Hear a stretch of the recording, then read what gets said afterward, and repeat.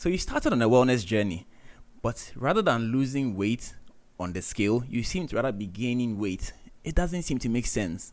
Well, you are in good luck, because in today's video, we are going to address just that on the back of a question I received from one of my subscribers. So if you also have a question, feel free to drop it in the comment section or in my email, and I will address it as soon as possible. Stick and stay.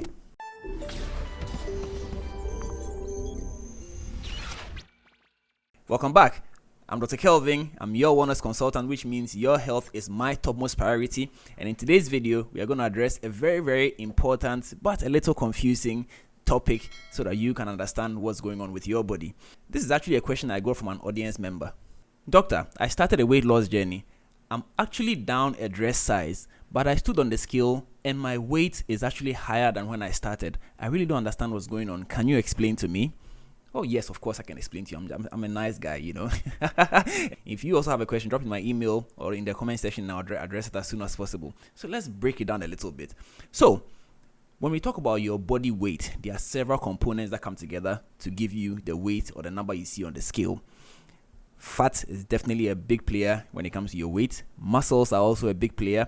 Even water plays a role in your body weight. And so when you stand on the scale, the composition of all these things or the proportion of all these things come together to give you the number that you see on the scale.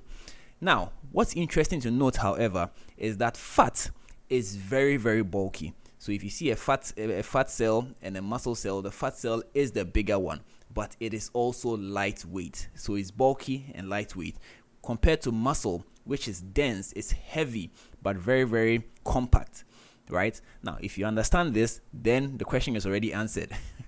So now, fat being bulky but lightweight occupies a lot more space than muscle would.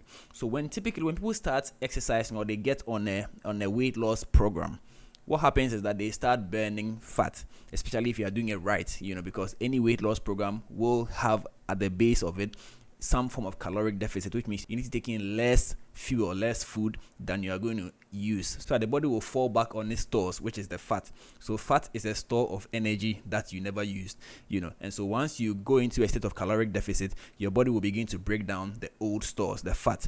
All right, so now once the body begins to break down fat, remember that this fat is the bulkier member of the body, right? So it begins to burn this fat. You are going to begin to see a decrease in your body size, your dimensions, to put it lightly, so you're going to notice a decrease in your dimensions. However, because muscle cells are dense, they are heavy, once you begin to exercise, your body begins to produce more muscle cells, and these muscle cells being heavier mean that it could have an upward impact on your weight. And so this is the simple reason why some people notice this, and not everybody notices it, but if you are observant or if you are checking your weight regularly, you could notice that initially you would see an increase in your weight because your muscle bulk is beginning to increase. This is actually a good thing, because more muscle means that you're going to actually burn more calories even at rest. This is why men tend to require a lot more calories than women, because naturally men have bulkier muscle mass than women do, and so naturally being at rest, the men tend to burn a bit more calories than women would do. So once you start exercising, you begin to build more muscles, which means you begin to even burn more calories, so you are likely to lose more fat faster. And so instead of just relying on the number you see on the scale, it's important that you incorporate other aspects of measurements into your weight loss program. So for instance, some of the things that you could easily check would be your waist circumference and your hip circumference. And there's an interesting ratio between these two measurements, your waist to hip ratio. And depending on the value you see, then your risk of developing complications as a result of your obesity is more apparent. Now I'll do a separate video about waist to hip measurement, but understand that could actually give you an idea of how much progress you are making in your journey. Another area that you could also measure is your mid-arm circumference, mid-arm being right here, so you can take the mid-arm circumference to see it's reducing in size over here. If you really want to go a bit more technical, you could also use calipers. Yes, you can use calipers to actually measure the thickness of your flaps.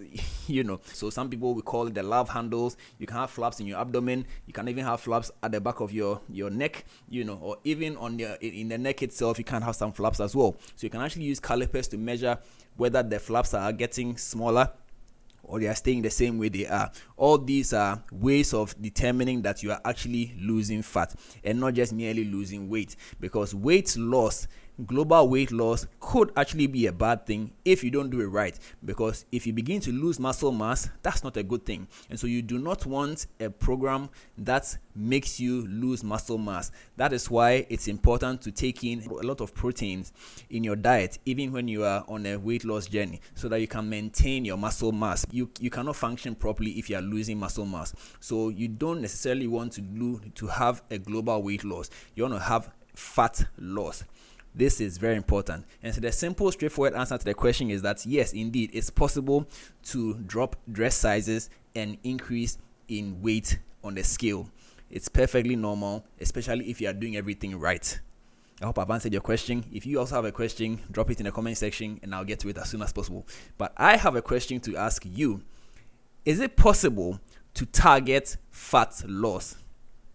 Is it possible to target fat loss? I'll address this in a separate video, but I'd like to get your feedback. So start answering the questions in the comment section and let's get the discussion going. Have a fabulous time, stay blessed, and subscribe. Peace.